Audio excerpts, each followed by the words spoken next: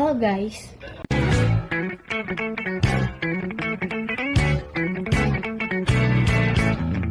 Assalamualaikum warahmatullahi wabarakatuh. Perkenalkan nama saya Lisha Artana Lubis dengan NIM 2024 32047.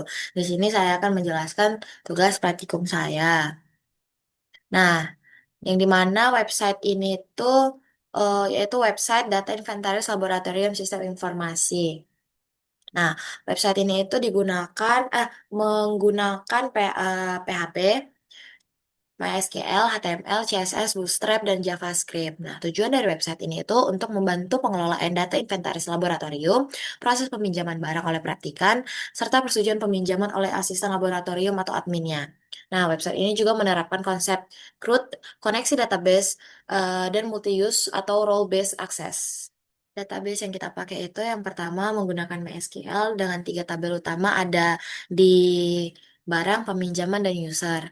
Nah, yang tabel user ini itu berfungsi untuk menyimpan data akun pengguna, yang dimana kolomnya itu ada ID, username, password, dan role, yang dimana role-nya itu dibagi menjadi dua, yaitu ada admin sama ada user. Nah, selanjutnya itu ada tabel barang, yang dimana tabel ini itu berfungsi untuk menyimpan data inventaris laboratoriumnya. Nah, ini itu terdiri dari kolom ID barang, nama barang, stok, sama lokasi labnya. Selanjutnya tuh ada tabel peminjaman yang dimana berfungsi untuk menyimpan transaksi peminjamannya.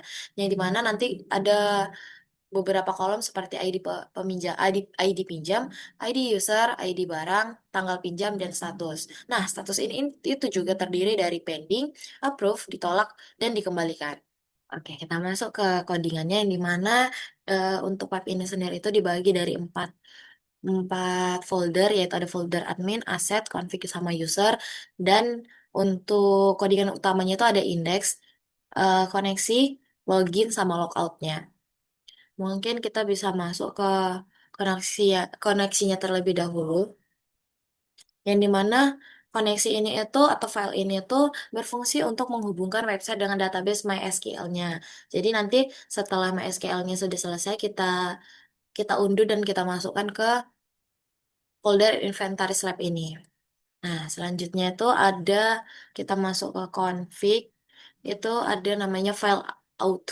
Yang dimana ini file ini itu digunakan untuk sistem keamanannya.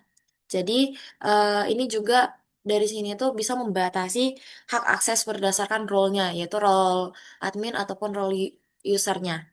Selanjutnya, kita masuk ke indeksnya itu, yang dimana indeks ini itu merupakan halaman pertama yang muncul ketika websitenya itu dibuka, atau bisa dibilang sebagai jendela utamanya. Nah, yang dimana nanti itu berisi tentang judul website dan tombol login. Nah, halaman ini tuh hanyalah sebagai halaman awal. Mungkin bisa kita masuk, coba login, yang dimana hasilnya tuh akan seperti ini. Selanjutnya kita masuk mungkin ke login, yang dimana login ini tuh berfungsi untuk melakukan autentika pengguna. Nah, ini tuh digunakan untuk memulai sessionnya. Selanjutnya kita masuk ke admin dashboard, yang dimana itu jika kita masuk ke webnya,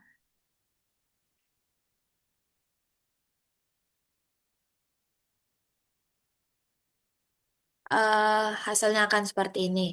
Nah, dashboard admin ini juga memiliki beberapa fitur yang di mana ada daftar barang, ada tambah barang, dan manajemen peminjamannya. Jadi di sini tuh nambah barang itu kita bisa menambah barang yang ada di inventaris atau yang ada di dalam beberapa lab. Contohnya mungkin kita akan memasukkan searcher type C dengan stoknya dia ada 6 dan lokasi labnya itu ada di lab SHQ. Kita tambah dan otomatis dia nanti akan masuk ke daftar barang. Dan jika ingin dihapus, kita akan menghapusnya seperti ini.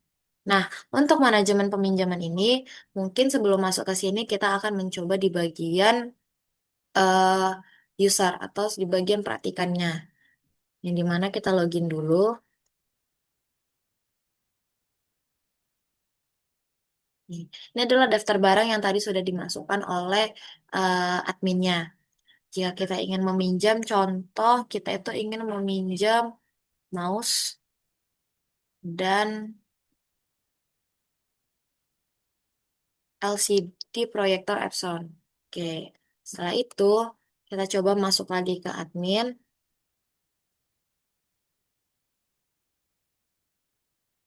Hasilnya akan ada seperti ini, yang dimana user meminjam barang seperti LCD proyektor Epson dan mouse Logitech, yang dimana statusnya masih pending karena kita juga dari adminnya belum nge-approve atau menolak.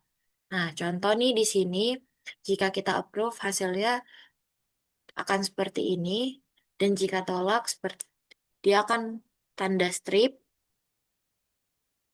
Dan kalau seandainya dari pelatihannya sudah mengembalikan, hasilnya kan seperti ini. Statusnya akan dikembalikan. Website ini juga menggunakan session, yang dimana session ini digunakan agar user tidak perlu login berulang kali ketika berpindah halaman. Selain itu, session juga digunakan untuk membedakan hak akses antara admin dan usernya. Nah, selanjutnya, website ini juga menerapkan konsep CRUD, yang dimana itu ada create yang dimana untuk menambah barang dan mengajukan peminjaman tadi di dashboardnya user. Ada juga read yang dimana menampilkan daftar barang atau menampilkan daftar peminjaman di webnya atau di jendelanya user. Dan dimana juga di sini ada update seperti approve, tolak, dan kembalikan. Dan delete untuk menghapus barang.